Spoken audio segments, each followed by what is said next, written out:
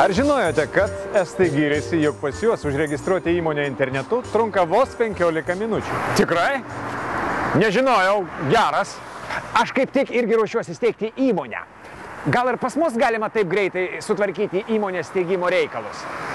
Aš iki šiol esu išbandęs kelias e-paslaugas ir tikrai nenusivyliau.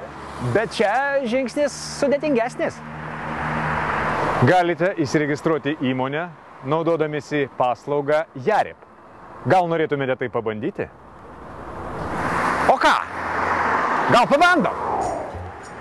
Valstybės įmonės registrų centras interneto svetainėje pasirinkite apačioje esančią nuorodą į savitarnos svetainę. Atsidariusime lange, spauskite puslapio apačioje esančią nuorodą prisijungti prie valstybės įmonės registrų centras savitarnos sistemos. Prisijungti prie portalo galite naudodamiesi e-parašu, asmens tapatybės kortele, elektroninės bankininkystės sistemomis arba kitais portale nurodytais būdais.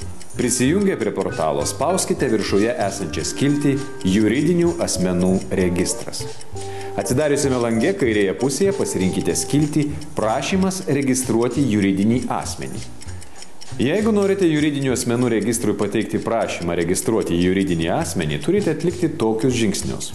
Pirma, pasirinkti, kokios teisinės formos juridinis asmuo bus registruojamas. Antra, užpildyti pateiktą formą. Trečia, pasirašyti įvestų duomenų pagrindų sugeneruotus dokumentus elektroniniu parašu. Apmokėti paslaugą. Tai labai paprasta. Įsteigti įmonę labai paprasta. Pastarosiomis dienomis pasinaudojau keliomis e-paslaugomis. Pranešiau apie duobę mūsų gatvėje pasinaudodamas e-demokratijos priemonėmis, išsiėmiau iš sodros pažymą, pasikeičiau vairuotojo pažymėjimą ir įsteigiau įmonę. Ir visą tai atlikau internetu. Išties, e-paslaugoms priklauso ateitis. Ir jomis naudotis tikrai verta.